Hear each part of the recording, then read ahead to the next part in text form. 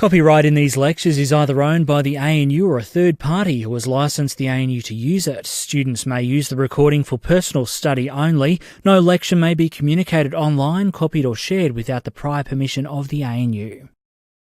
Don't use debt, although debt has tax benefits. In his paper, The Effect of Capital Structure on a Firm's Liquidation Decision Act 1984. What's more, Andrade and Kaplan got the range of financial distress cost in 1998.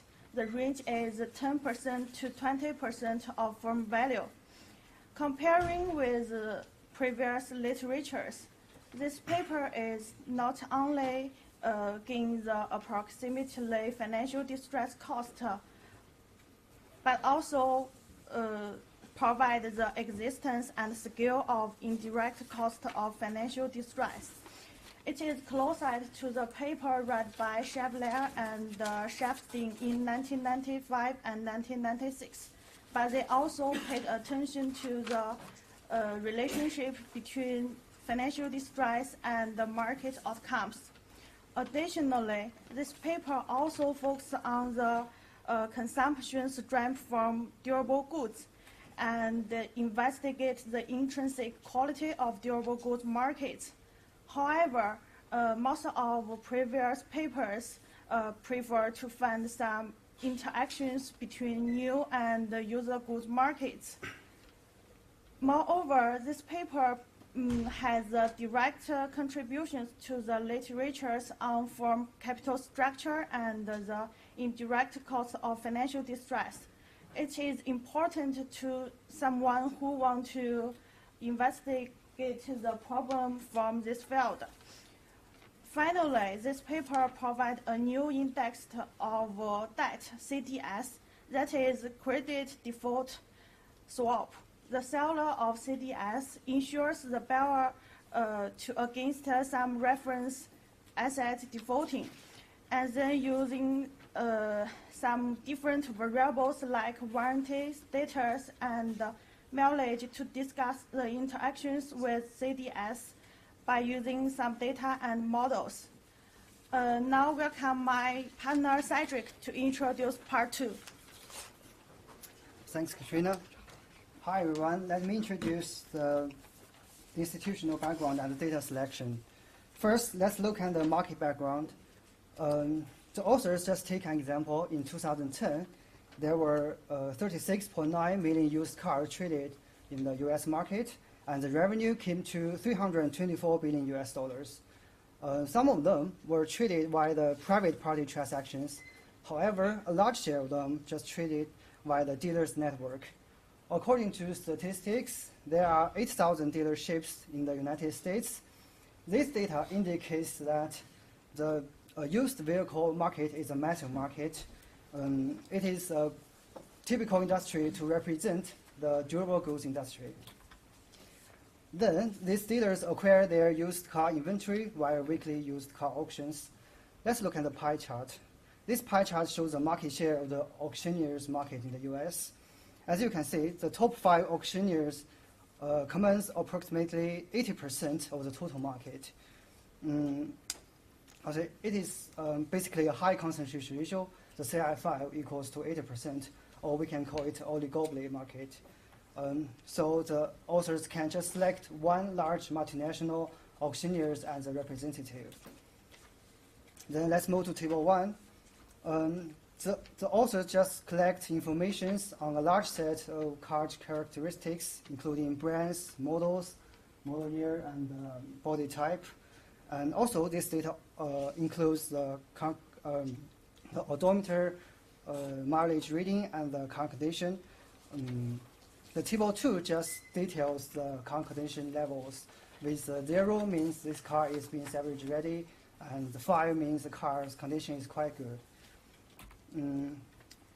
Okay, let's move to table 3. The table 3 first lists the top 10 auction locations and their trading volumes. And also at the top, you can see the buyers can process their purchase in LAN, that means in a physical location, or via the upstream channel, or online. And there are three vehicle sources: the fleet or lead sales, the factory-owned sales, and dealer-to-dealer sales. As for the open or closed auction, sometimes the consigners will restrict their sales to some select buyers only.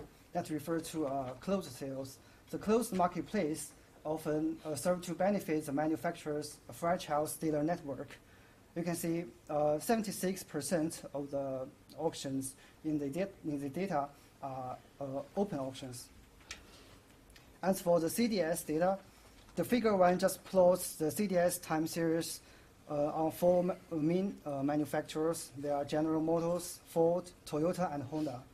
The CDS, the prices are there in basis points, which can be interpreted under risk neutrality as the default probability.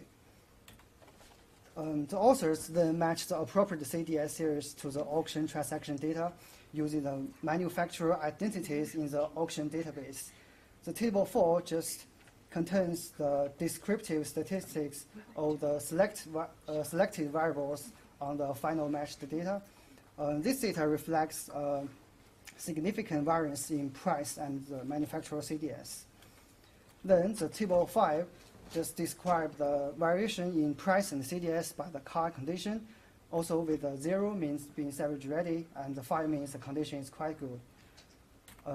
Finally, the table 6 contains the descriptive statistics by the mileage tiers. As expected, the transaction prices just will fall when the mileage goes up and the CDS goes up. Okay, that's all for my part. Let's welcome Daniel. Thank you, Cedric. The paper uses the following model to explain the relation between financial distress and the prices of used cars. The dependent variable is the prices of cars at auctions, transaction prices of car at auction for a specific car type, model, region, and date. The first independent variable is CDS, which is the credit default swap spread, which measures the financial distress of each car manufacturer. The coefficient of CDS is beta, which is the coefficient of interest, and it measures the impact a change in CDS has on the transaction price of used cars. The vector X contains other control variables which describe the characteristics of the car and the auction they are sold at. And lastly, the variable A accounts for the fixed effects of car type, region, and week, which explains the which accounts for the fixed effect of different car types, which might have a reverse causation effect on car prices. After accounting for the fixed effect by including A and X into the model, the model estimates the relationship between car prices and CDS only by observing changes in car prices from a particular type of car. So what this means is that the model compares prices in the same region but between manufacturers facing financial difficulties and manufacturers which are relatively more financially stable. The different level of financial distress is observed by varying level of CDS. The paper conducts several additional tests for distress-driven price effects, and which involve a series of models which interact the CDS term with variables which measure the expected future flow of services. The model takes the following form, in which Z measures the expected future flow of services. If the financial distress is inversely related to the expected future flow of services, then which means that if CDS increases, then Z would decrease. Then the hypothesis which is tested is that the increase in CDS should have a larger impact on cars with greater remaining service lives. So if Z is positively correlated with the service lives remaining in the car, then this would imply that the coefficient of the interaction term, which is delta, it would be negative. The most direct test of the hypothesis focus on provision of warranties. The paper uses two measures of warranties. The first measure is an indicative variable, in which Z is a dummy variable, which is equal to 1 if the car meets a certain specific criteria and 0 otherwise. So for example, if the car has under 36,000 miles and is less than 3 years old, then Z would be equal to 1 and otherwise 0. The second measure is of Z is as the fraction of the original warranty remaining on the car. And if the car used up all of his warranty, then Z would be equal to 0. Now I'd like to call upon Cole to explain the results of the regression. Thank you, Daniel. Hello, everyone. I'm Cole. Now I'm introducing the results. So, look at these two pictures. The author used Ford and GM as the sample. The top is Ford and the bottom is GM. So we can from the two pictures, we can say that there is a similar trend of CDS spread and the used car price. So we can conclude that there is a clear negative correlation in 2008 and less clear before that. Now we are discussing the baseline specification.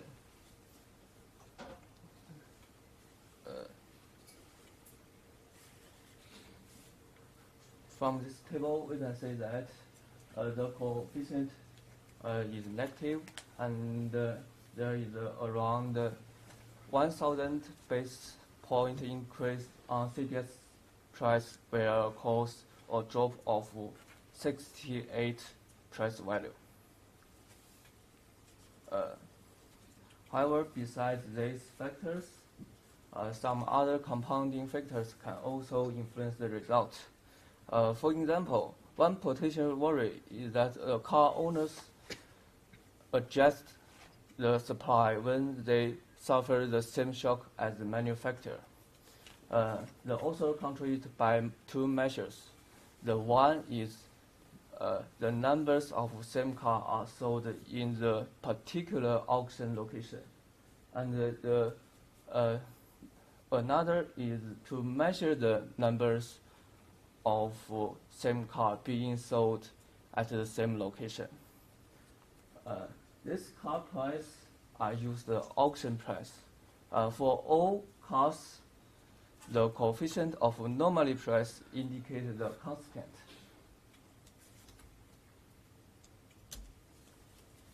Next, I will introduce the interaction with the expected service lives. The first one is the warranty status. Different car has different warranty period. Sorry. So, looking at this table, we can say the coefficient is negative, and it is minus 0.006. From column 2, we can say the interaction of CDS spring and the cars without warranty. It is minus 0.01. This result shows that the CDS will increase when the length of warranty period is increasing. Then the interaction with mile age. Look at this graph. We can say the point estimate initially become more negative. When the mile age is increasing. However, after they reach interact effect, they begin to become rising and positive.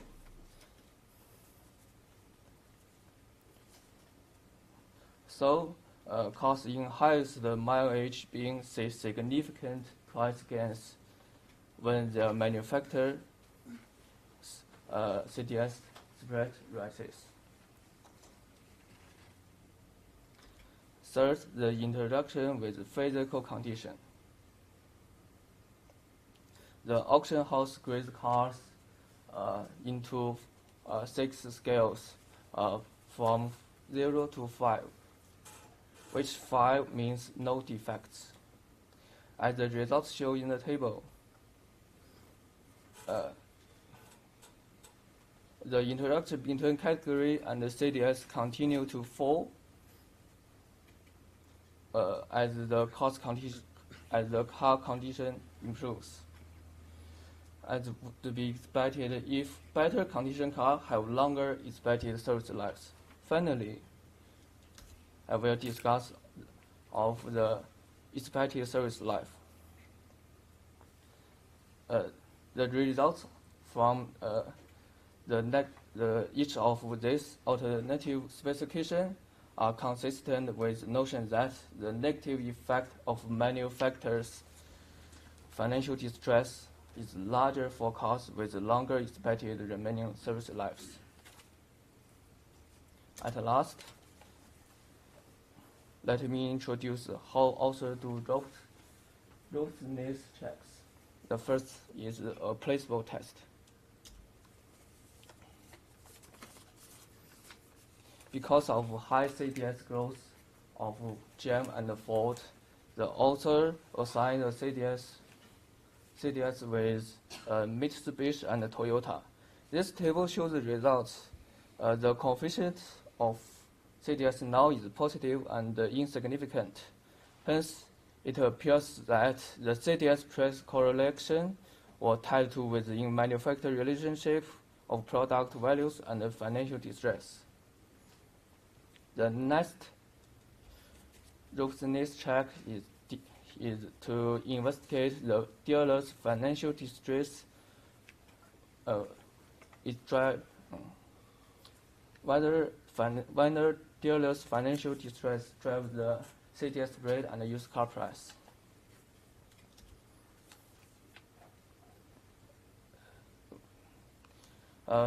According to the results, the coefficient in GM is positive and significant, while the Ford is negative and significant. Thus, this doesn't seem to be a clear driver of our results. The last robustness check is to address the possibility that the relationship between CDS and used car price is driven by fire sale pricing of new car by car manufacturers. The results are presented in this table. We can see that the coefficient on new car is negative and insignificant. Moreover, the coefficient is very little to affect the new car price. By the way, some demand variation could also drive the price of new car. Thus, the results from our basic specification and our warranty specification remain the constant. Thank you. Let's welcome Casey to do the next. Thank you, Ko. Okay, in the discussion, there's two parts. The first one is to discuss some calculations about the indirect cost of financial distress, and the second part is to discuss some implications of capital structure. And due to the financial distress, the GM company's CDS spread increased 3,000 points, which resulted in losing 12% of gross margin. Alternatively, we can estimate the present value of cash flow lost to the vehicles division of GM North America and compare it with the enterprise value of the division. Besides, we compute what the cost of and the GM company's largest accounting margin of is 7%, and its loss of gross margin of GM is 12%. Alternatively, we can compute the present value of cash flow lost to the vehicles division, and we can get the value is almost 100 billion, and the present value of cash flow lost is about 10 billion. So the cost is about 10%. Besides, we compute what the cost of financial distress would be with different credit rating. From this table, we can see that the cost of financial distress for a car manufacturer with a credit rating of AAA is 0.1%, and it increases to 2.3% at the grade rating of BBB. And if the grade rating is B, so its cost of financial distress is 7%. In the second part, according to the simple static trade-off model, so firms usually choose capital structure by equalizing the marginal test benefits of debt with the marginal cost of financial distress. So we use the static trade-off model to say if the capital structure of GM companies is optimal or not. First, we compute the marginal cost of leverage based on this formula, and we present the results in the table 11. From the table, we can get the conclusion is that the marginal cost of financial distress increased drastically. It starts from 2% for AAA rated car manufacturer and reaches 39% for a B rated company. Then we estimate the marginal benefit of test saving from leverage, which is the effective test rate.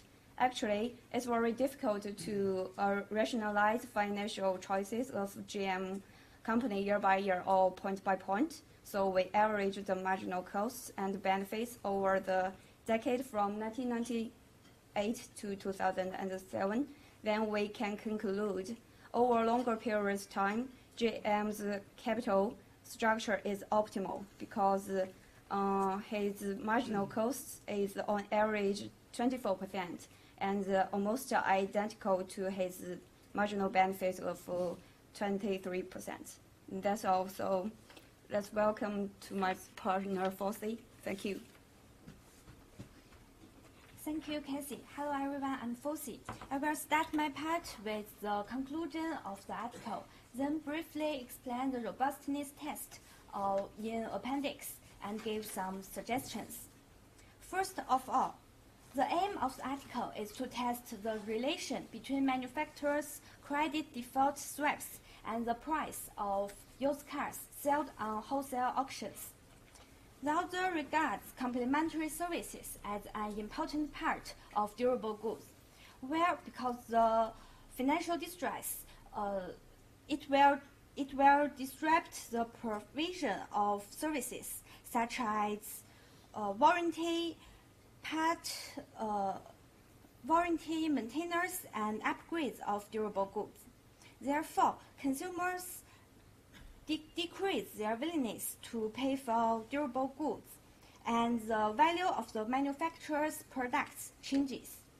After that, the author makes regression on wholesale auction price data for millions of used cars sold in US during 2006 to 2008, and conclude that 1 point increase in CDI spread will lead to a 6.8 decrease in price of used car. Moreover, the price of cars with longer expected services drop larger than those shorter remaining lives. And at the same time, the price of cars with higher mileage or lower quality will increase. Second, the appendix presents robustness test, which is a complement of Table 8 in Part 4. This test has the same conclusion in Part 4, which means that the manufacturers will not be affected by future price reduction. Moreover, we could find that the 6 numbers here, this one, and this one, and 3 numbers here is really large and statistically significant at 1% level. It also demonstrates that the CDS changes have the largest effect on price of car and warranty. After that, robustness tests ensure other internal uncertain, including consumers' preference. Table A3 to A6 use various specifications such as a 3-day moving average to control for contemporaneous, lagged, and future recall notice. And Table A7 presents data from the associated price on daily news, mentions of manufacturers in the price, and alternatively in the headlines of the articles. Although this paper is reasonable and professional, we still have some suggestions for further examination. First, the test is based on several assumptions. For example, the demand for new cars are more contributed by individuals rather than institutions. However, the buyers in a wholesale auction house are mostly individual business.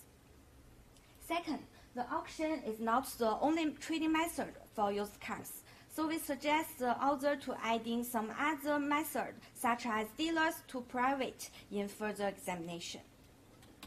Thanks for your listening. Any questions? Thank you. Okay. You guys have any questions for the presenter?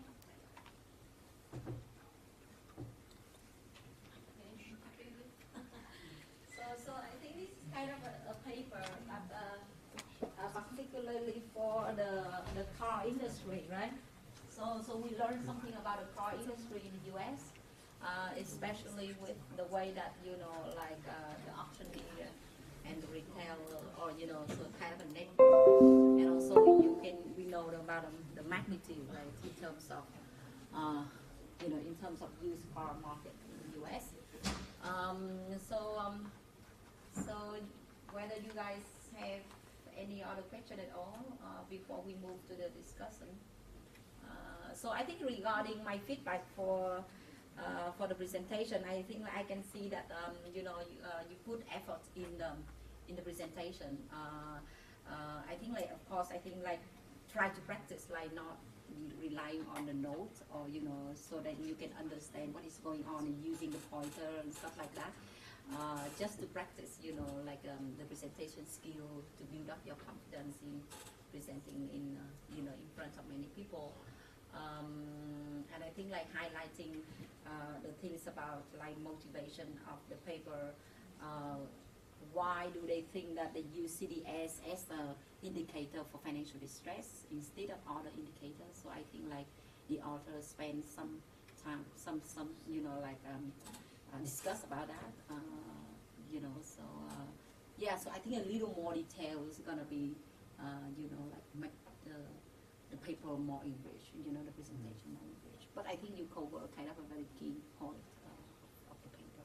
Yeah, I don't know whether you like this paper. I think it's kind of entertaining in the sense that it gives you something extra, right? Because I think most of the study that we discuss in class is for every firms in the market, so including every industry. So here is kind of focused on a particular industry, and I think they do discuss something about why they focus on durable goods, right, instead of some other goods, So it's kind of something that shed light on the motivation of the paper as well, right, and their contribution, right, something like this. Yeah. Okay. Yeah. Thank you very much. Okay, so the discussion group, please come up here.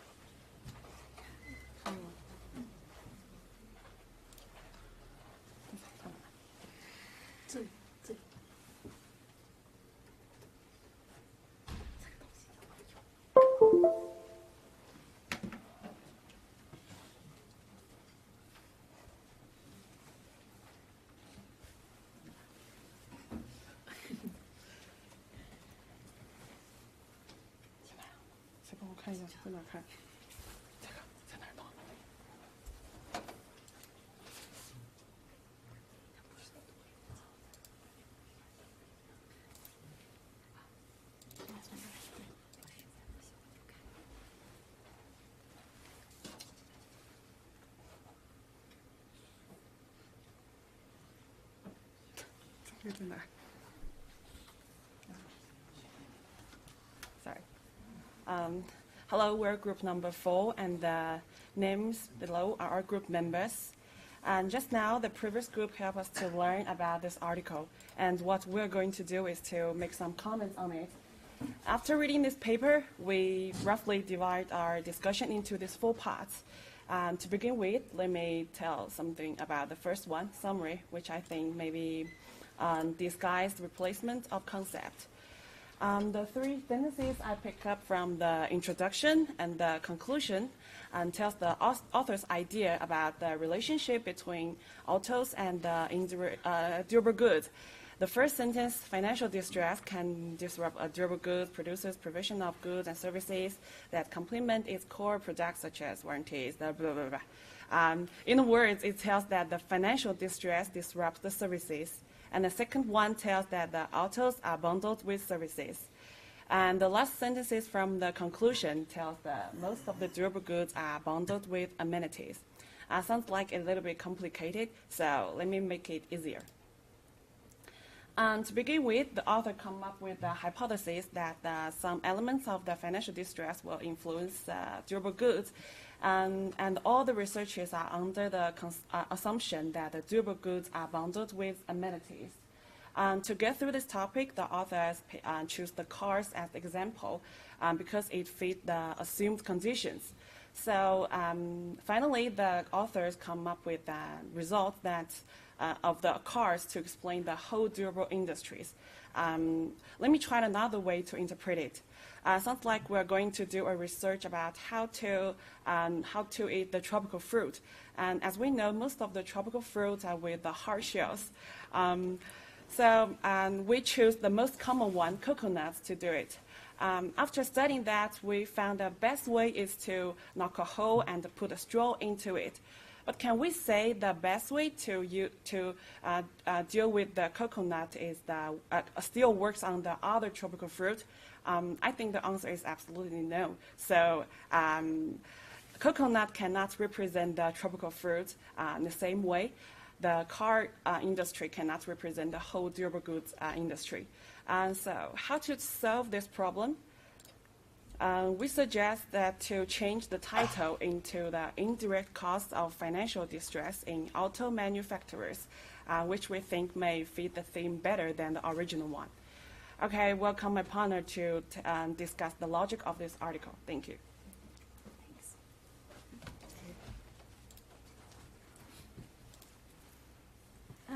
As for the indirect cost of financial distress, the author uses the price of used cars to estimate it, because the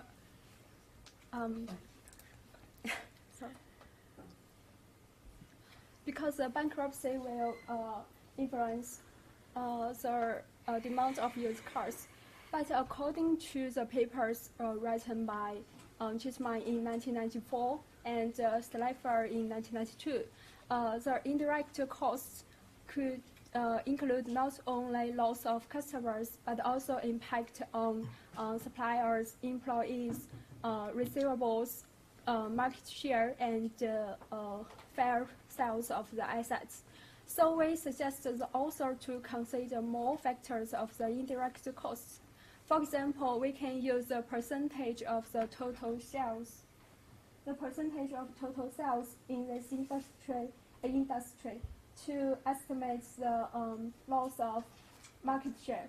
And also we can use the difference between intrinsic value and its sale price to estimate the fair sales of the assets. So that's why we suggest the author to consider more factors into account rather than just use the price of the used cars.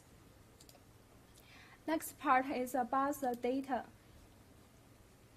The data was selected by author from the used cars rather than the new cars due to the liquidity and quick reflection of environmental changes. But as we know, the transactions of used cars could not affect the manufacturer's cash flow. So the decreases in used cars price could not mean the loss of customers of new cars. So we suggest the author to consider more information of new cars to reflect the effect.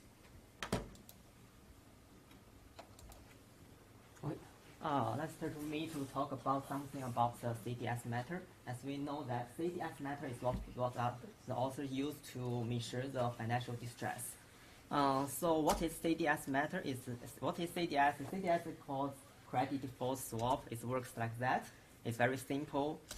It's like I just searched it on internet. Yeah, I think you all know that. So it's like it's a financial product, like a security. For example, I'm a buyer. You are seller. I purchase CDS from you, and if the company defaults, you should give me some security back.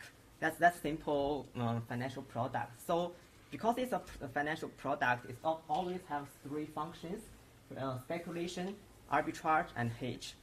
So we all know that arbitrageurs actually can help us to find the fair price of the whole market in long run. But at short run, as we all know that arbitrage may lead to a fluctuation of the price, CDS price.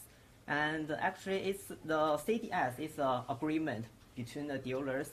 And the reason why the author use the CDS because they think it's much more liquid and maybe it's much more comparable. So one problem we may think is we thought about is about this equation. We all know this is a model that the author used, and in this we can see that the author used the daily CDS spread as their one of their measure.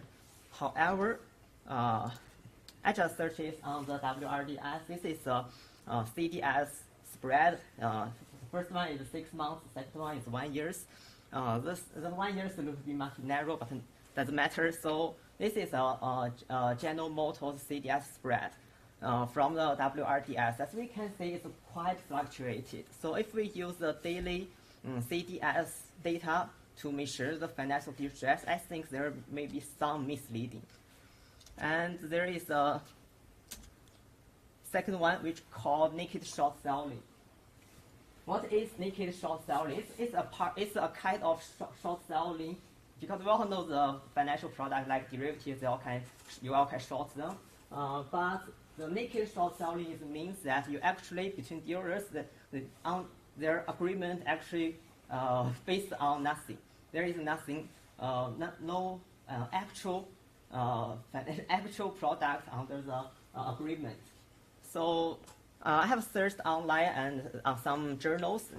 There are many observers has agreed that a credit default swap, which is CDS, contributed significantly to the credit crisis in 2008. And we all know that after the global GFC, the many financial researchers, they done many research on the GFC. And they found that 80% of CDS in America in 2008 are actually naked short selling. And we all know that the EU already set a restriction on this CDS. And so finally, according to the thing I provided below, we really thought that CDS is a good estimation to address the financial distress. So one thing we could think about is something like scoreboard. The author also used scoreboard on the car condition as the previous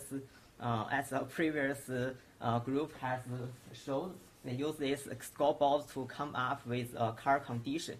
So we may think that if we want to address the financial distress accurately, we need to put more information on it.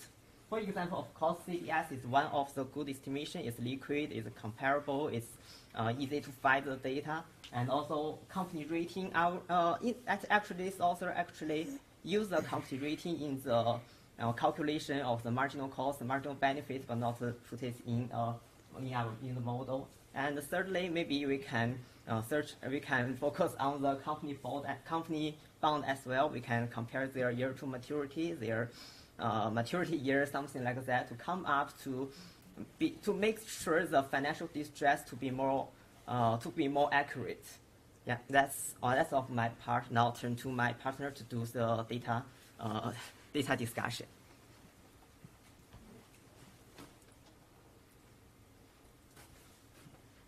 So about the data is collected from January the 1st, 2006 to November 14, 2008. So is anything pop up in your mind during this period? Yes, correct. Global financial crisis. Let's look at some graphs from the articles. So like the previous school talked about before, so before the GFC, the two companies, Ford and GM's, kind of like the price of the CDS and the price of the cars is kind of like have the same direction, or there's no obvious pattern. But during the GFC, you can show that the curves is diverge, the CDMs is surge, and the price of the car is slump. So, the customer really care about warranties, but I don't mean they don't care about warranty. Of course, if the company offers some car warranty, they definitely willing to accept it, right? Because during this hard time, they don't want to pay more. But the warranties is only the factor they think about when they buy the car. Is there anything they will think about when they buy a car? So now we look at other chats. So this four chat, the first one is unemployment, and the second one is income, the third one is consumption of the durable goods, and the third one is CPI. So we can, from the graph, we know during these periods, the author collect the data. So the unemployment surge during the financial crisis, and the income slump, and the consumption on the durable goods, they cut the expand on it. And the CPI, well, first they go up and then go down.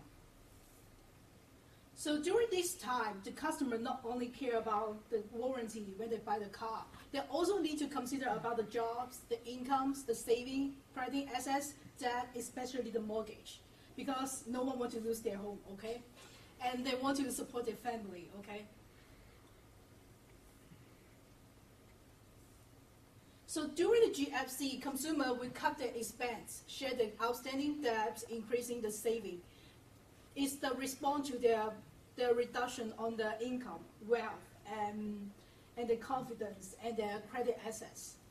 So this thing is they do on their daily life, not only when they buy the car, okay?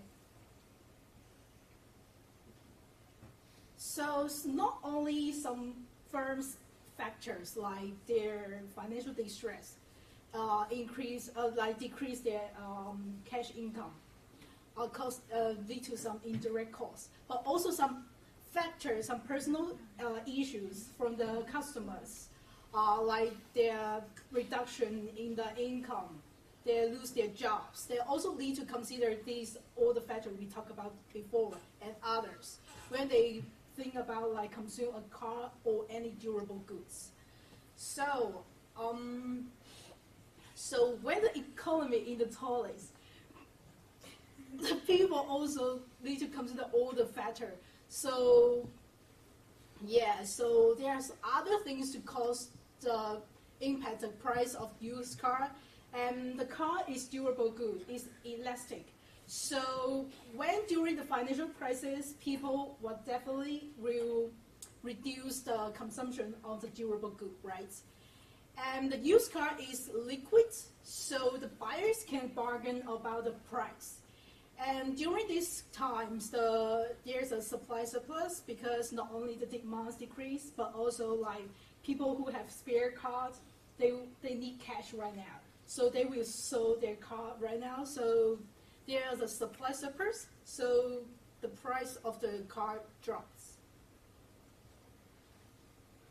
So about the improvement, I think the author needs to control the macro factors during these periods because, like I talked about before, there's a lot of some issue become about the consumers, they will affect their decision about whether they buy a car or how much they spend on the car, right? And I think the author need to pick another time to conduct this model, because we know during the financial crisis, people need to consider all about the other factors. And now, 10 years after the GFC, we know the economy is improved. The S&P 500 is a bull market, right? So the model maybe not fit currently. It's really suspicious when we put the model from the author to draw a conclusion right now. So that's our COO to explore more about the data. Hello, there is an obvious limitation of data in this paper. The whole data come from only one of the large multinational auctioneers, which may not represent the whole used car market. 3 detailed problems caused by this limitation. Firstly, in this paper, it says that the top 5 auctioneers are cumulatively command approximately 80% of market share in the United States. While the top 5 auctioneers are various in lots of aspects, such as regional distribution and the size of operations at each location. However, it didn't clearly state the differences between the top 5 auctioneers. For example, if the selected auctioneer is greatly different from the rest of auctioneers, it can't represent the whole used car market. Second, you may notice that all the data are in the United States used car market. However, the US used car market can't represent may different from other countries. For example, in China, most people prefer to purchase new cars rather than the used cars, which is different from the US used car market. Thus, the conclusion of this paper can't extend to the world's used car market. Thirdly, should the data of luxury used cars be concluded in the data? Look at the prices of cars are different from different brands. Look at this picture. The Ferrari must be more expensive than Toyota. The consumers who tend to buy Ferrari used car may have different demands from the consumers who want to buy Toyota. And the luxury used car consumers may not care the warranties. So whether the data of luxury used cars can be concluded is doubtful. This is my part, and next my partner will introduce the model. Thank you.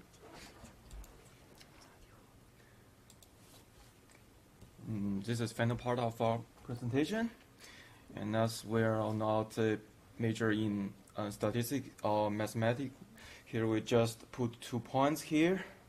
So the first point is about the matching problem. As you can see from these 2 formula, the studies use the CDS price and with coefficient to indicate the price of the second-hand cars sold in the auctions. So we have questions.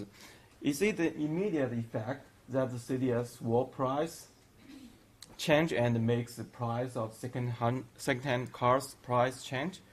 You can imagine that if in an auction, hundreds of dealers, I don't know, I haven't been here, so I don't know how many people here, and if you think they are going to watch their cell phone to see how the CDS price is going to change up and down, and immediately, and they will change their auction price, their bid price for the second-hand car.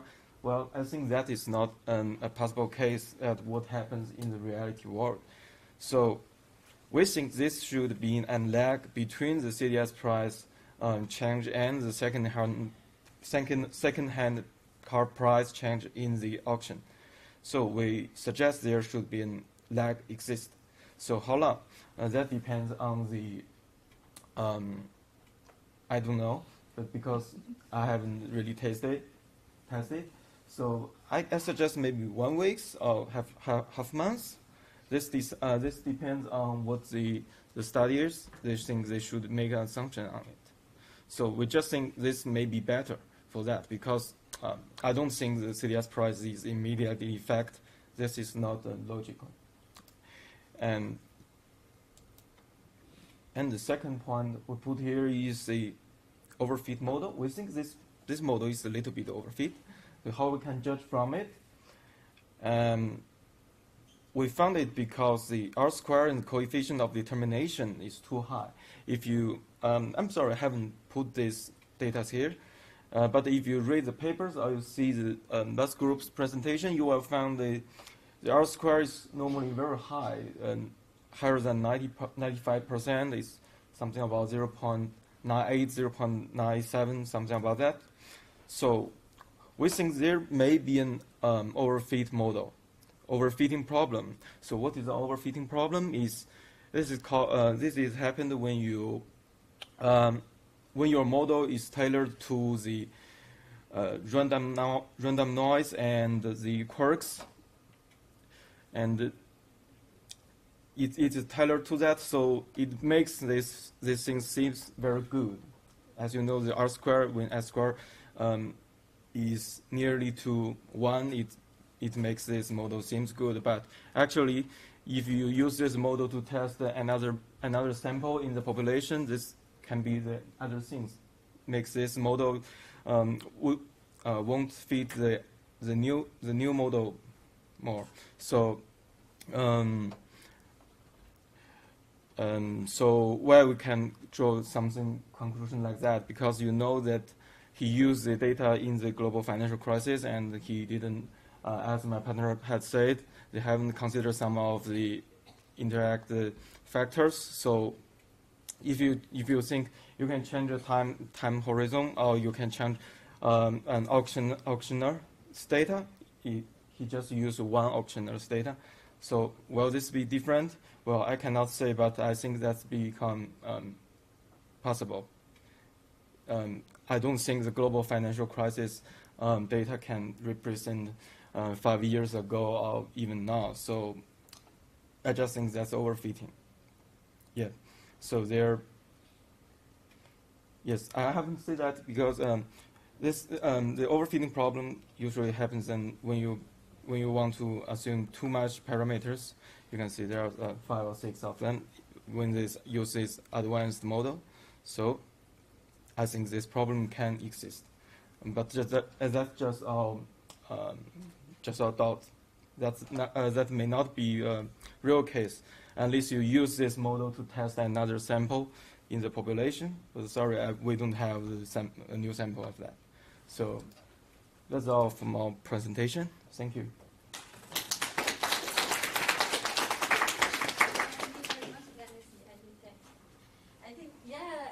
Work.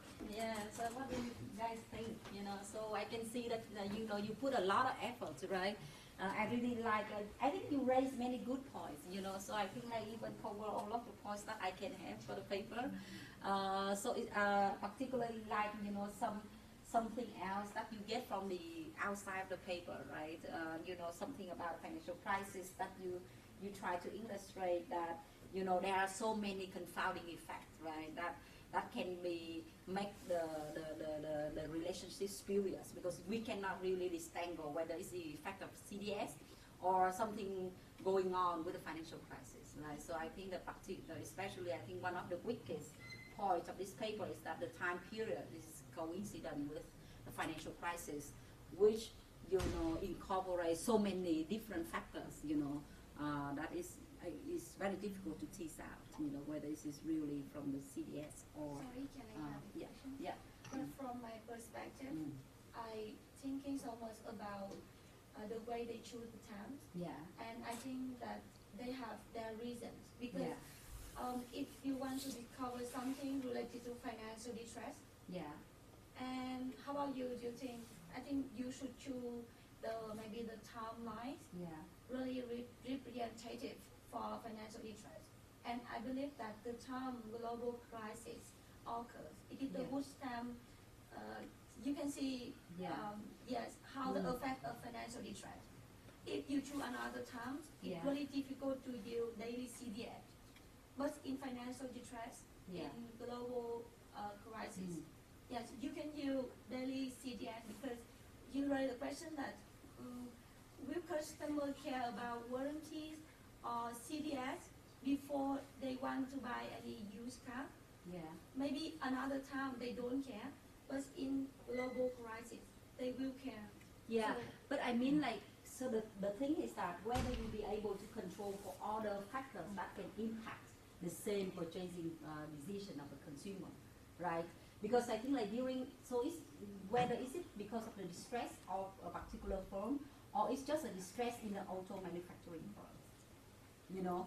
And then I think during the financial crisis that we understand that, you know, goods that more necessity goods, right? The elasticity is gonna be lower than the elasticity for the durable goods, you know? And they might be amplified because of the financial distress. It's not, so I think one of the weaknesses is that all of the magnitude that they document here is more likely to be overstated, right? If you not be able to tease out all of other effects that concurrently take place during the financial crisis, you know? So if you pick another normal time, so the things that, you know, I think in any empirical setting is that you need to compare things that everything comparable except for the treatment effect, right? But here, you know, it's very difficult to say that, you know, like during financial distress, so many things going on that it can affect the purchasing decision, right? So the likelihood that if you cannot pull out every other effect, then your magnitude of the effect is more likely to overstate. And of course, then it can be, the statistic can be overstated as well. So your conclusion can be overstated, you know. And I think like probably the time that they pick here is that because the paper is, I think the paper published, 2009, right? And then of course it's just at the same time with the financial distress, you know. And then they somehow realized that the very cool data set that they can use, but they got no choice, you know. They got no choice. I think if they got the data right now, then probably they're gonna do a better period of time. But it happened that they got a good data set, you know. They realized that they good data set, and then they got good idea. But it's just happened to be the financial distress period. But I don't think that this is actually booking for their findings, you know. But because I think like sometimes they got big guys, and I think like because of the limitation, it's just 2009. We're still in distress, you know. So we, you know, you cannot wait for the paper like 5 years later to do, you know, to publish the paper, right?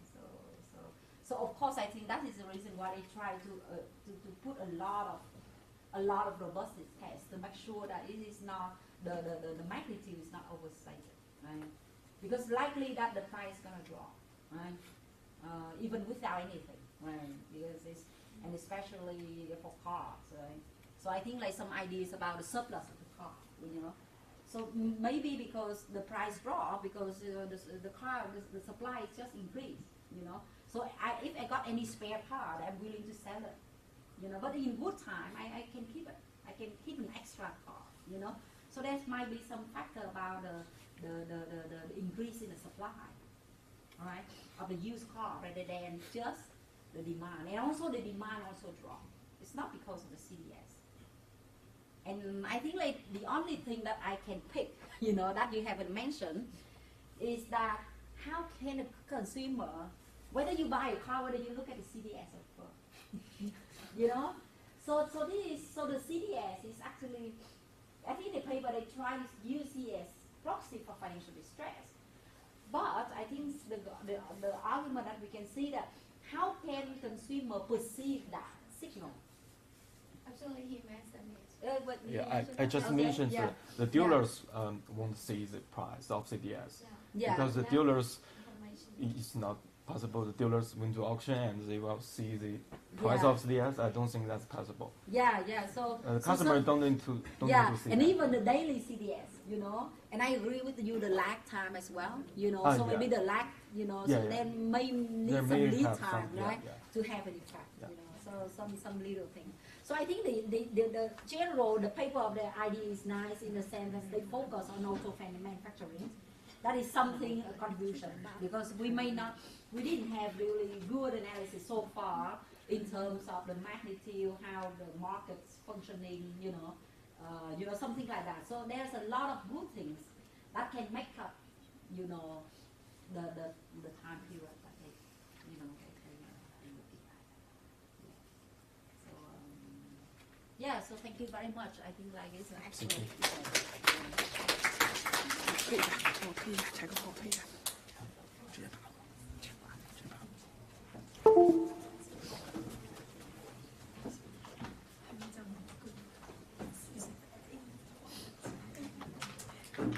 And I think like one of the ways is that because you know they pick the period of time like from 2006 to 2009, I believe that they don't have the year fixed effect in there. Right? Do they? No, it's not possible because the panel data, the time period is too short to have fixed effect in there, right? This is one of the weaknesses. You know, so many happens in a year, especially the financial crisis. And if you don't put enough control variables, right, to capture your main effects, then your effects definitely easily overstate. You know, so this is one of the easy, the points that you know we can easily pick. Like that's why they focus on this. I think if you got a larger panel data, they're gonna have the year fixed effect. So what does that mean? That means they compare every firm in the same year. So in that case, you'll be able to control for inflation, you'll be able to control for something else, right? So if you cannot put the year fixed effect, then you know it's very tough, you know, to say that. Yes. Explain more about the year fixed effect. Yeah. So the year fixed effect is like this. You know, I'm gonna explain a little more. You know, there's a lot of papers using like this. So let's say, like I got a farming business, okay? And then I adopt a new technology, like let's say watering, you know, and I want to check whether this new technology is actually effective or not, you know, whether it can increase the output or the volume of my farming, let's say apples or any type of fruit, right? So what I'm gonna do, I'm gonna select a sample, right?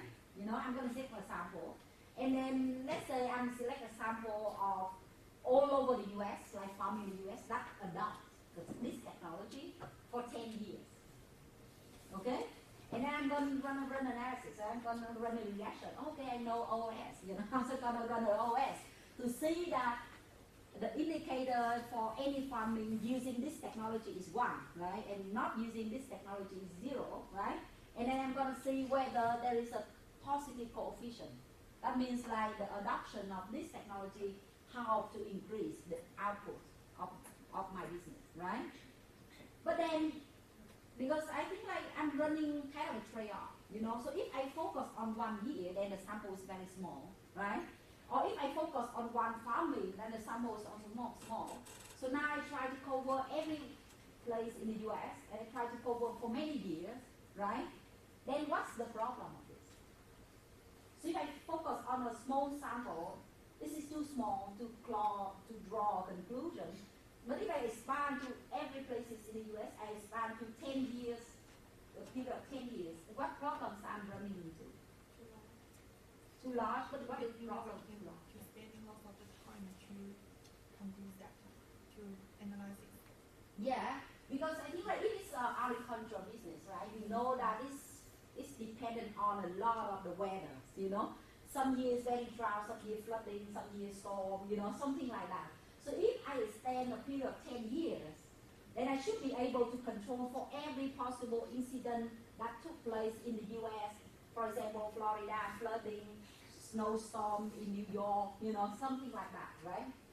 So I need to improve my analysis. So I cannot pull everything together and do a regression, right? Because I'm not be able to control for the flooding in 2000 and let's say I could remember 2005 in Florida and then storm in New York 2010, you know?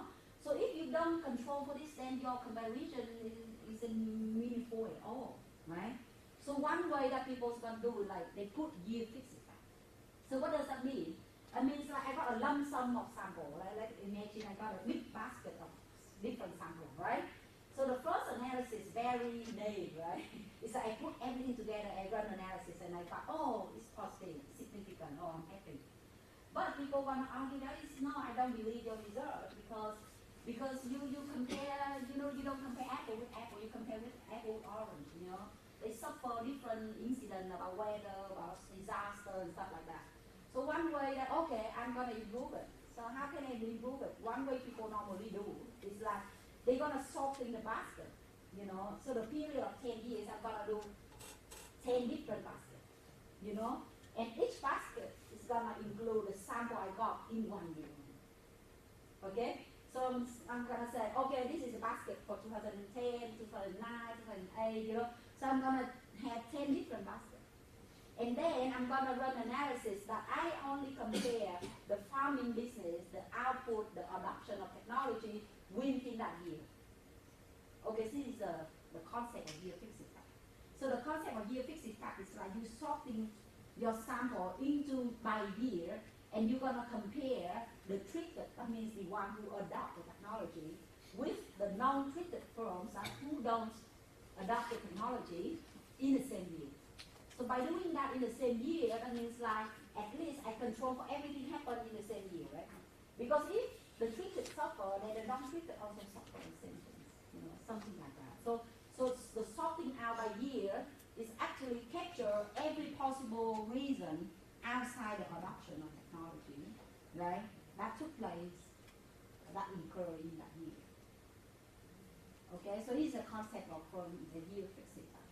For example, in this paper, if they not be able to do year fixed effect, then they have to put a lot of possible observable variables about macroeconomic conditions to make sure that their effect doesn't capture everything else, right? Monetary policy, inflation, you know, rate, you know, a lot of things like GDP per capita, stuff like that, you know. So a lot of macroeconomic conditions can take place, can have an effect on that. And I think in the farming business, it's going to be about weather, right? The amount of rain, you know, that we can get during a particular year, and then the sun, you know, something like this, you know. So this is the concept of year fixed effect. So how about firm fixed effect? So firm fixed effect is similar things, you know. So firm fixed effect is, they call it a within firm comparison. So I got different farming, okay? So I got farming all over the US, you know, from 50 different states for 10 years, right? Then one way is doing like, I'm going to sort by years, you know, and then I compare every firm in the same year and compare who adopted and who didn't, okay? And then I compare the output, you know, and then say, oh, it's positive, and oh, very likely that the technology actually improved, right, or enhanced the output. Another way I can do is that because I got a panel of 10 years, right, then I can do like this.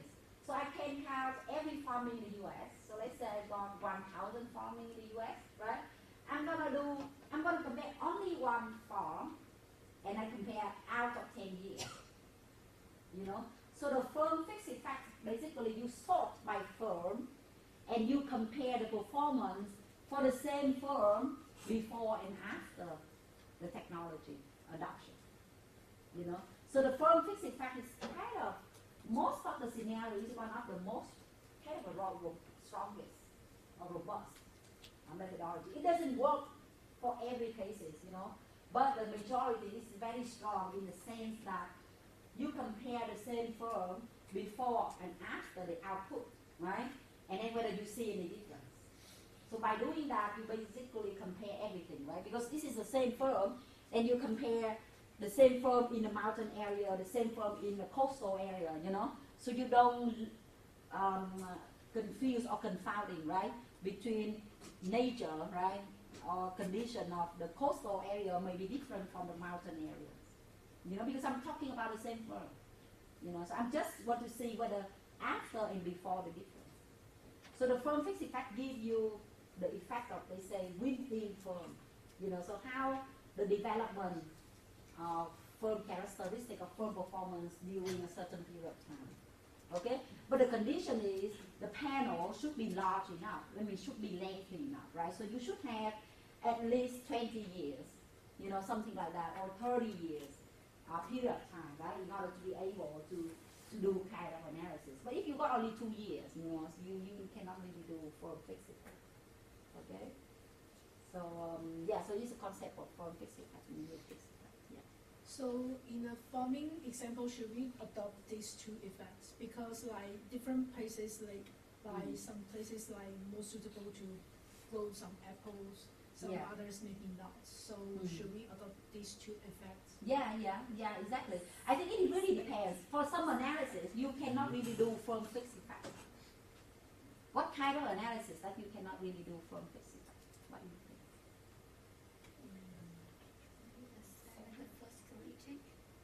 Sorry? The first critique when we try to examine maybe effect of natural disaster on CEO reasonable. Yeah. So let me see. So for natural disaster, I think we still can do because it's a time effect, right? So then I can compare. It's similar like adoption of technology. So if it's something, so your variable of interest, right? So for example, in this case, my variable of interest is the adoption of new technology, right? Then the adoption of new technology is a time variable, right? So it's when you actually adopt it, right? So then if it's a time variable, then it makes sense to have firm fixed effects because you compare the same firm before and after. So it should be another variable that you cannot do the firm fixed effect. Someone else no time. Yeah, exactly. Like what? Give me the example. That's correct. The logic is correct, right? But what kind of variables of interest that you cannot do the firm fixed effect?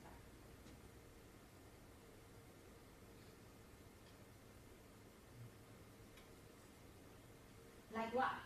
Let's say if I'm comparing to see I'm actually got a farming business growing fruit, right? And let's say I'm growing orange, and I just wonder, whether I should put my business in a coastal area with a lot of rain, or I put my business in a mountain area. Okay? So my variable of interest is what? Is the land, right? The characteristic of the land. Okay? Then whether I can put firm fixed effect in there. So for example, if I'm an investor, right, I actually want to see any study, right?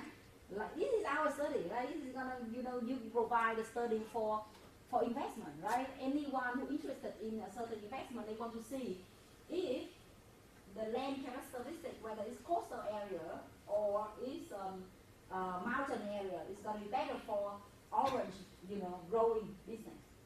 So I'm gonna look at papers like this, to see, if there is any statistics showing me that coastal area is much better than mountain area or vice versa. Okay?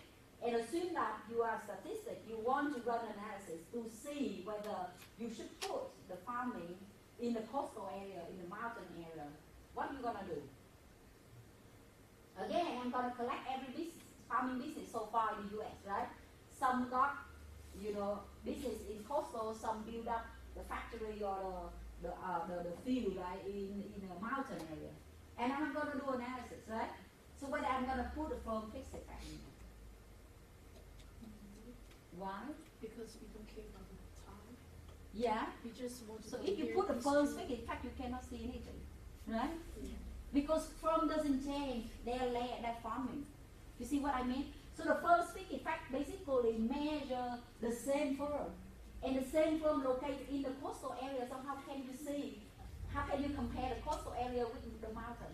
So you need to put. So the ideal scenario is gonna be. You pick a sample of firm, the same firm, but one time they put the business in coastal, and one time they put business in mountain, and there must be a change in their location in order to see the effect, right? Then you do the analysis for that same firm. Okay, you see what I mean? So if the variable of interest is about the cross-sectional difference, like mountain or coastal areas, then you cannot put the firm fixed effect. Or if you put the sample need to be very unique, that means like firm keep changing the location, right? Then you can see the difference, right? Otherwise, if you put the firm fixed effect, you cannot see anything because they don't change the location. You see what I mean? So the firm fixed effect capture everything that time invariant. That means like doesn't change over time. You know, like headquarters, the place that they put the factory, you know. But if your sample, one firm got different factory, then it's really good. You know, so then you can put firm fixed effect in those scenarios, you know, because you'll be able to compare it. Otherwise, if you put in that, you run analysis, nothing significant. Nothing significant because it's correlates with the firm fixed effect. You see what I mean? So the variable of interest should have time component in that, and this would be the best scenario for you to do the firm fixed effect. Okay? And then the yield fixed effect, you also need to be very selective as well, in the sense that if your variable correlates 100% with the yield fixed effect, and you put a yield fixed effect in, then your variable becomes zero. Right? Because it captures everything. You know, for example, if you want to investigate the inflation rate, right? The effect of inflation rate on car purchase, you know, car purchasing decision, right? Then you put yield fixed effect, inflation rate and yield fixed effect, they are the same. You know, yield fixed effect capture the inflation rate. So that way, if you put yield fixed effect and you run inflation rate, you're not gonna see anything on the inflation rate. Okay? Because it's included, it's a component of yield fixed. Okay, so that is why in the proposal, think carefully in the setting. And I think one way for you to do is like, because I know it's very difficult, so this is a PhD student, take 5 years, you know, to learn about this. So I don't expect you too much. But by reading the literature, you know, the papers, and then you can see, and please pick the very high-ranked journals because this is the journal that they carefully, you know, consider the empirics, you know, and they explain a lot, you know. Otherwise, I think a very low rank, they don't care. I think low rank, I've seen some people just run everything, you know, they just put everything they run, you know, so they don't really, you know, they don't really justify the model and then address the alternative explanation and stuff like this. Okay, so I think the high distinction for broad checking would show something like this. You know, for example, you say, I'm going to run a model, I'm going to do firm fixed effect, yield fixed effect, and then you argue about that, you know. So just, you know, so it's an empirical design. Okay, but good. I mean, just ask me a question if there is something that I can explain. So I think that you enjoy reading this paper. At least I think like they got some entertaining fact, right? Some, you know, something about car manufacturing in the U.S., you know, and stuff like this. So I mean, beside some kind of information about empirics, you know, we learn something as well. Okay, so today I'm gonna cover. We only have half an hour left, but I think like the yield fixed effect, firm fixed effect is very important as well to understand. So I'm happy to spend some time to discuss with you about that. I think like on the way that when I discuss the paper, and if they show that they use these type of techniques, I'm gonna stop again and and fit the example of that paper right into this. Because I'm gonna just pick the example of farming. But I mean, it can apply to any other, any other scenario. Okay, so today I think one thing that that I want to do is like I'm gonna provide or discuss with you the international evidence.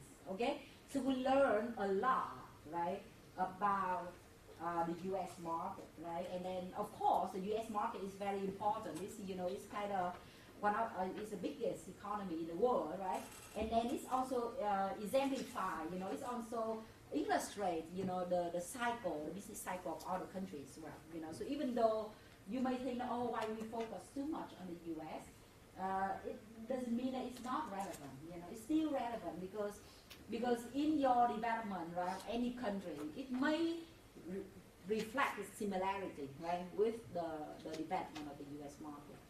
And one way that a lot of study has been done for the U.S. market is because of the data availability, you know. So it's not because that researcher like us, you know, want to focus on the U.S., but because they got huge data, you know, and data transparency as well, you know.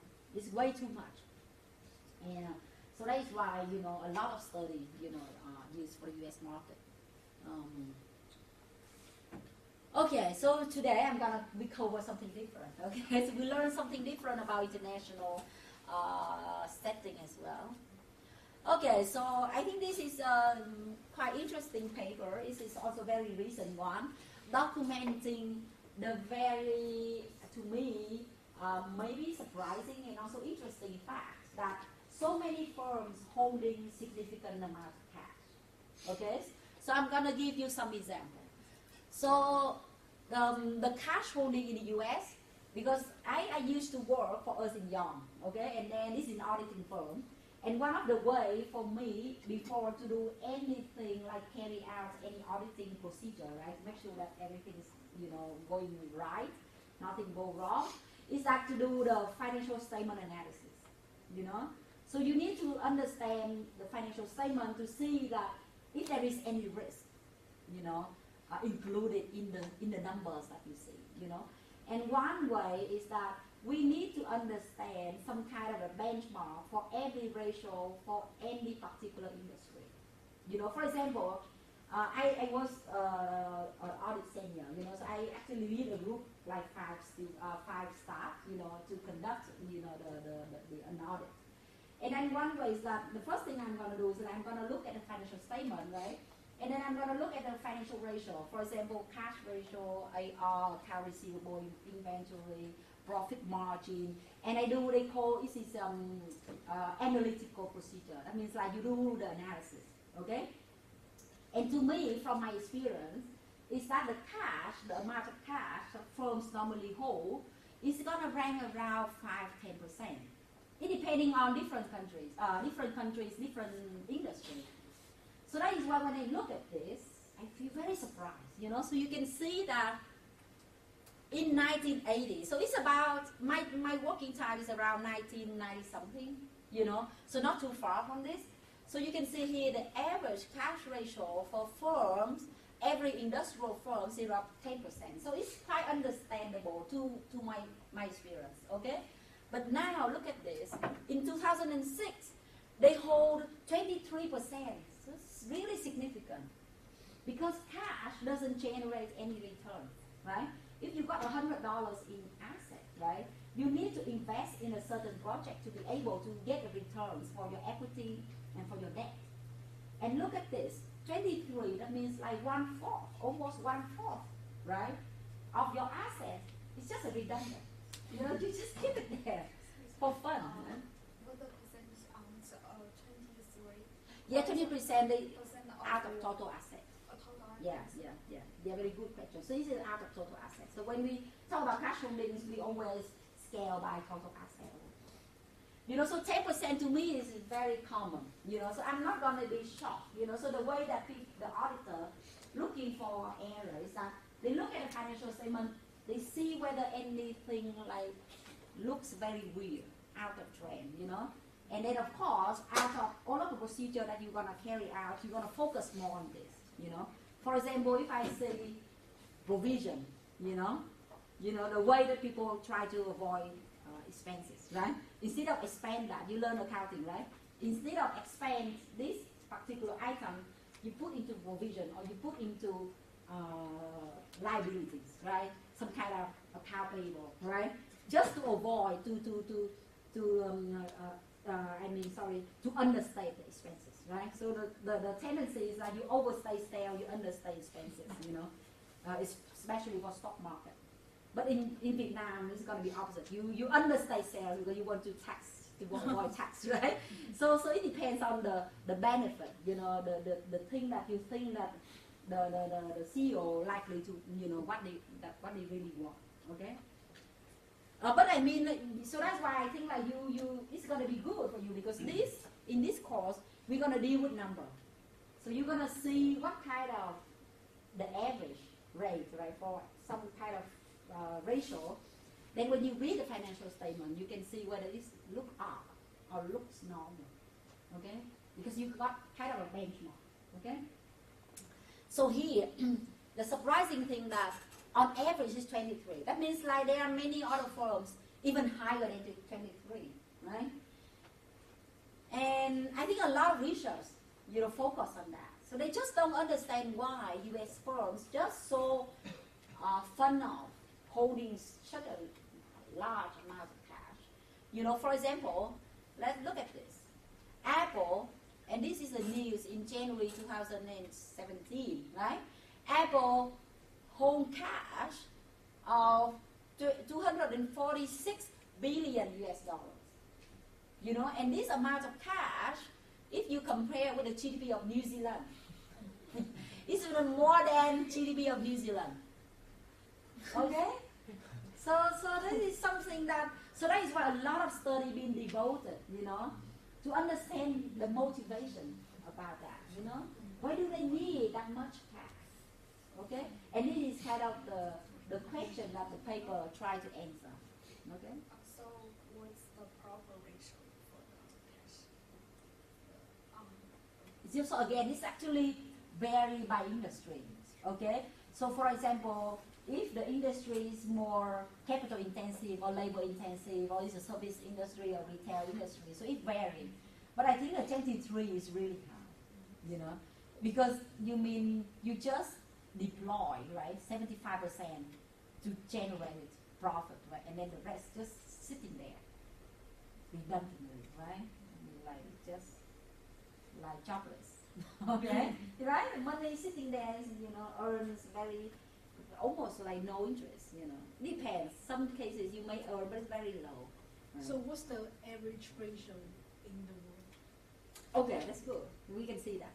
Okay, we're gonna see that, So we're gonna see that in this analysis to see like what kind of, and then I think in this paper they try to compare the U.S. market and other countries to see that is it the phenomenon just special for the U.S. or is kind of a phenomenon everywhere else. Okay, so yeah, but this is kind of their motivation here, So they just don't understand why, firms need too much cash on hand. Okay, so what kind of a reason do you think? Why firms need that much cash?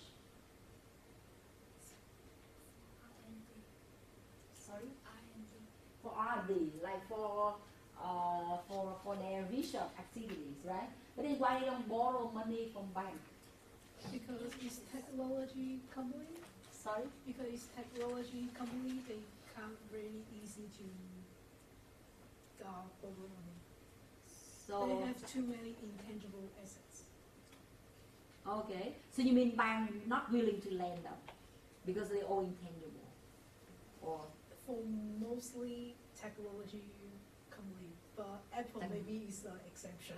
Okay, yeah. So for mostly for technology, right? It's like a research and development, right? The technology spend a lot, right, in R&D. Like let's say the Telstra, right? So Telstra, I think they said that every year he lost around, I think like 600 million US dollars. Just lost every year. I think it's similar like Amazon, So they're expanding the market for a long period of time before they actually gain something.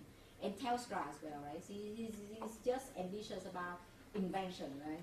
Like, go to space, and stuff like this, and even underground, right? So he's got a very crazy idea.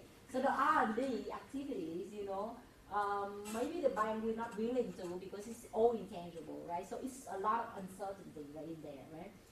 So that's correct. What else? Sorry? Corporate governance? Maybe something like Apple have the gold congress. We can be used to reduce the agency problem. Yeah. So it means like, so they don't want a lot of cash because of the governance, right? But so then what is the reason that they hold that much cash? Pay dividend? Pay dividend? then why don't they pay dividend? So if they pay dividend, then the cash holdings will be lower. Okay? Yeah, that is true. When you got a lot of cash, you suffer agency problem, right? Like Yahoo, right? We know that she just spent money, right, for parties. But then what is the good motivation for cash holdings? I think in the case of Apple, I think for a year ago, like after the Trump cut the tax, I think Apple moved the money from overseas back to America, and that's because of some like companies like Apple, their cash is like overseas, like the revenue they generate in China, they can't just revert back to their home country. So Yeah, that's very good. I think one of the reasons that people try to understand and they find out that because the U.S. market, they call repatriation tax, you know, and especially for Apple, right? They got the main business is in China, and then also the main market is also in China, right? So one of the main market in China, and then the sale generating, you know, a lot from China, and then of course cash is there, you know. But if they want to repatriate, I mean they bring cash from China back to the US, they have to pay tax. Okay? And this is a tax reason is one of another reason that why, especially for multinational firms, right? They got incentive to leave cash just sit in China. You know, and then if they want to use anything, they're gonna use that cash and then spend right from there, you know. So they don't need to bring cash back to the headquarters, and then from headquarters they spend money. Okay, so by doing that, they kind of cut the tax. You know, they try to avoid tax. Okay, so tax avoidance is also another reason. What else? Yeah. Maybe they earn more money than expected, and there are no projects to invest. Okay. So then if they don't have project to invest, then why don't they distribute back as a dividend? Okay, that's a good reason. But then why don't they distribute back to the shareholders as dividend? So you are right. The way that they hold a lot of cash, I mean, like they don't have any project to invest, right? But why are they still keeping cash? Like their attitude towards the risk. Yeah. So they want to be conservative.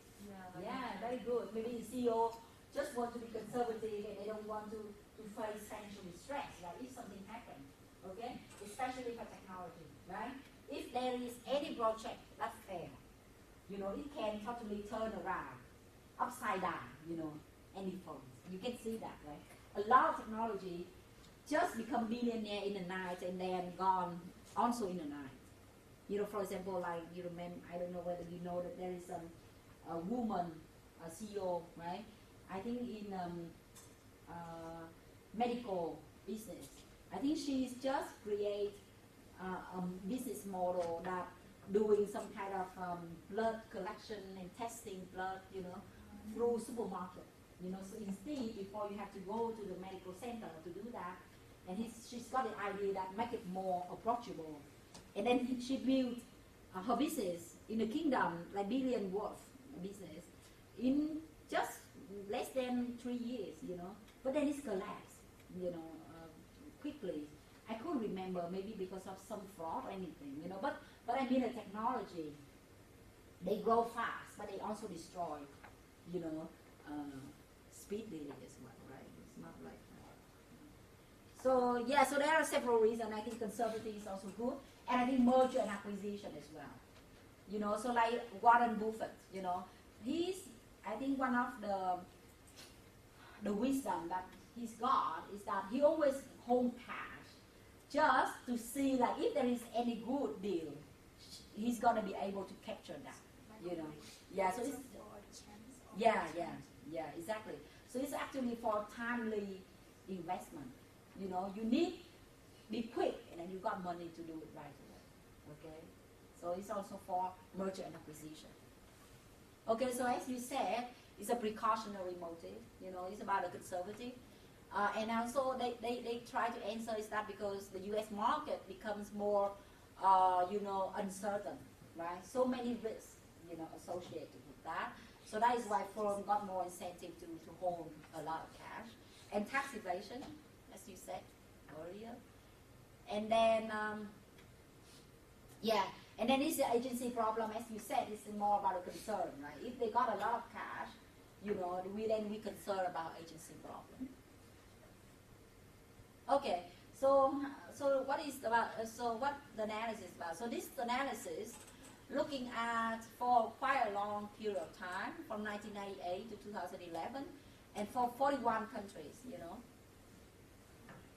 and they want to see whether the cash holdings is kind of a U.S. specific phenomenon, okay, or it's kind of a generic, you know, a fashion, okay, it's like a fashion all over the world.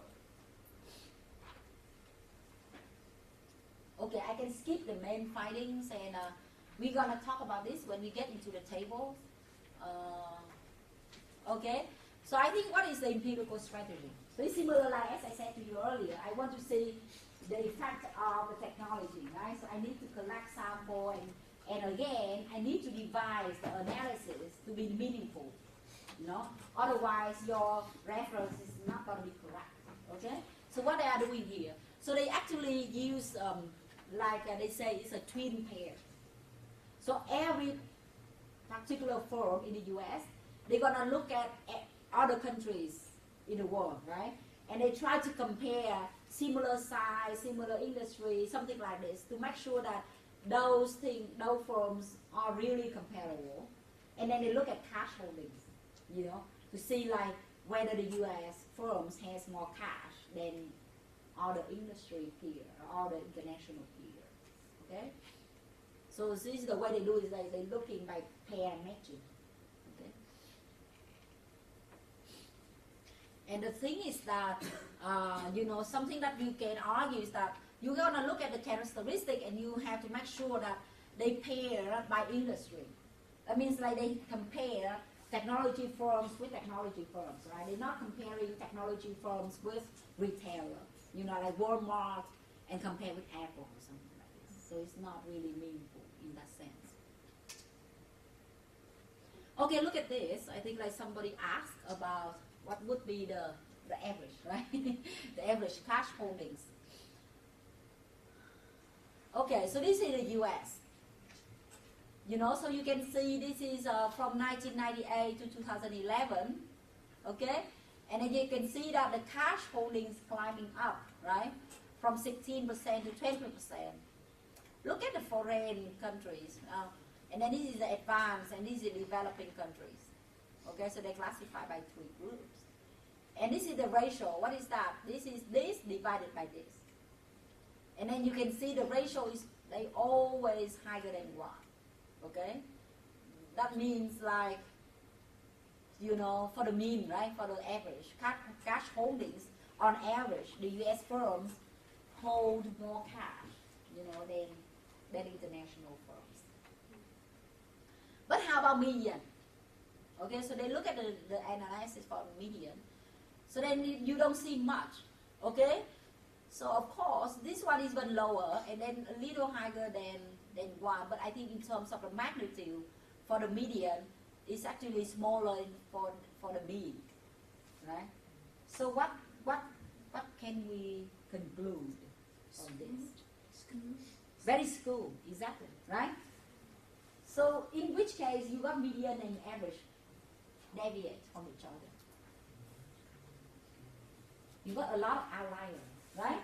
If you got a lot of outliers, significant outliers, then the mean likely gonna be higher than the median, right? Is that right?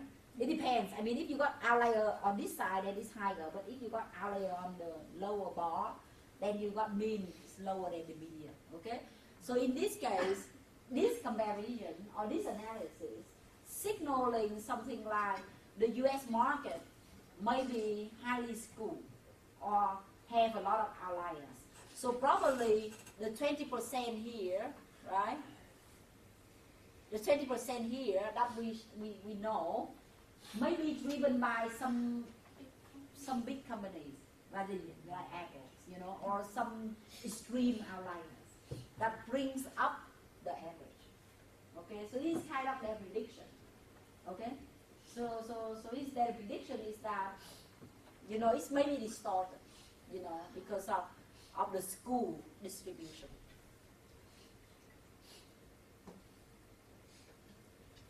Okay, and this is one they do comparable foreign firms, you know. So before it's just they just classify by 3 type of countries, right? This time they do a little more refined, right? They refine the analysis, and now they compare the U.S. firm with the comparable international firms, and then you can see that you don't see much the difference. Okay, so this is the median difference. This is the mean difference. Okay, so you got more significant difference in the mean rather than the median, right? So in the median, especially in recent years, what they show is that the difference is not really significant. Okay, and this is they run the multivariate. So this is just univariate analysis, right? They cannot really control for many things. Okay, so now they control for some other things. So look at that. So what kind of control variables that they look at? Because it's about cash, right? Then definitely it's gonna be about banking, right? So they want to make sure that the amount of bank credit available in that countries, and how about the development of the bond market, okay? And then the turnover of the stock, the GDP. And then I think the index is about investor protection. So as I know, this is a World Governance Index. So it's about the index showing that some countries are more likely to protect investors, and some countries more likely to protect creditors. You know, so whether they pro creditor or they pro debtors. Okay. And then this is also different type of index. So as I know, this is anti-selling. So this is like related parties transaction. You know, for example, if you got trading in a stock market, what you worry is that the CEO may try to evade the profitability by trading related parties, right? So you suffer the loss of this company, but then the related parties of the CEO companies, you know, they gain, you know, so it's kind of a profit shifting, okay? So those we call is a related party transaction. So they want to measure whether a certain countries, the enforcement of the related party transaction is good enough, okay? Especially for US is very good, right? Like insider trading, you know? So a lot of CEO got sued or went to court, right, to prison, to jail, because of insider trading. Maybe the enforcement isn't that good, like in China or in Vietnam or in any other developing countries, right? So what does that mean? I mean the investor aren't protected properly, right? Because the insider trading is basically making profits at the expense of the investor, right? Because you got insider information, okay? So this is kind of the index. They measure the degree of investor protection in different countries, okay? And then you can see that if this is the case, then okay. So I think they got a second part of the. There should be. Yeah, so I think this is the multivariate analysis to see like what kind of factors impact the cash holdings. Okay, so for example here, it is the bond market is good, right? The development of bond market is good, then it's positively correlate with cash holdings. And I think in the other analysis, they're gonna put the US indicators. I mean, like if firms are US firms that equal 1, right? Non-US equal 2, equal 0, and I think they show that in that analysis the indicator is not significant. Okay, so what do they conclude? So they conclude that the average 23% that we saw, right, in the first slide, more likely be distorted by the very significant outliers, you know. And these outliers is very difficult to compare with other international peers because what? Look at Apple. There is no firm that can be comparable with Apple in terms of size, right? So then how can you know Apple having too much cash? So this is what they try to say, you know. So they're trying to say that we cannot claim the U.S. firms having too much cash because there are no other comparable firms in other countries at this size, you know, to be able to see if the cash holdings that they having now is higher than what it should be, you know. Yeah. But I don't really see. I don't really agree with this much. But it is kind of a conclusion. So the conclusion is cash holding of the U.S. firm are no higher than the holdings of other foreign firms when we carefully choose the comparable firms. Okay. And they say that the cash ratio basically school or they started right by extremely high R&D firms. Okay, because the high R&D firm is like very risky firms, right? So that is why they need to have a lot of cash. So and what they claim is that there are no similar business or at a similar scale, right, comparable to the U.S. to be able for us to conclude that this guy having too much cash. Right? So it's kind of a main measure. Okay, I'm going to go very quickly about this. It's also international setting. I think the interesting in this paper is that why labor and leverage can, why labor can matter in leverage. What do you think? If the firm want to argue between the union, yeah. So they can say, the first say, I go bankrupt right now, so the worker can go anything. Okay, so it's a kind of a bargaining tool. Yeah. Okay, so I think the nice argument that we can learn from this is that the CEO can use leverage as a bargaining tool for the labor union. Okay, so what is showing that in the countries, let's say in Europe, where the labor protection is really high compared to the US, right?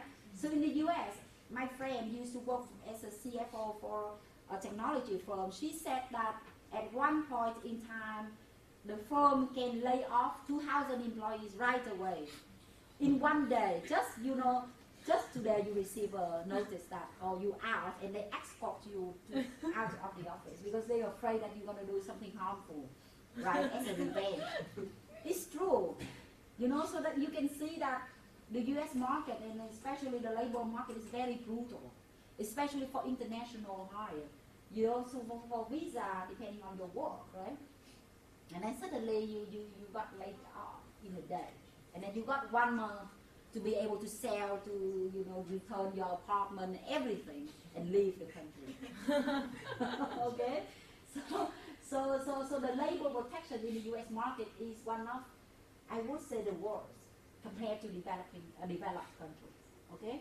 But for Europe, it's very stringent, To be able, for example, in Germany, to be able to lay off, you got to pass the labor union, and then even in the board, there is a labor union representative in the board, So every decision that needs to get approval from that labor union representative.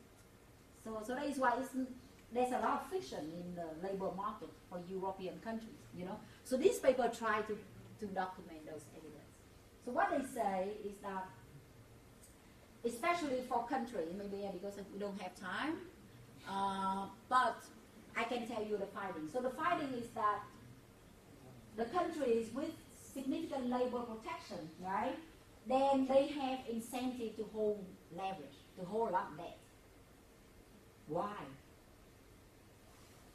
Because you're going to say that, don't ask me for more, because I already got creditors on my side, try to get everything for the interest. You see what I mean? So it's increasing the power when you discuss with the labor union. Okay?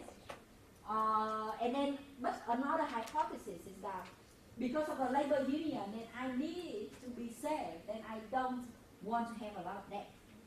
So there are two competing hypotheses, right? So one hypothesis saying that firms with labor protection, like firms in European, willing to have more debt and use debt as a bargaining power in the bankruptcy context. And the other argument may say that, these firms may have lower debt, because it's so risky, right?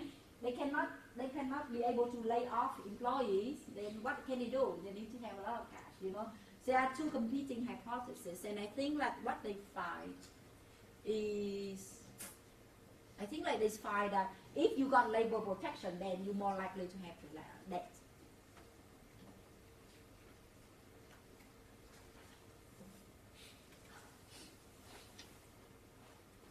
And I think they got something about endogeneity concerns.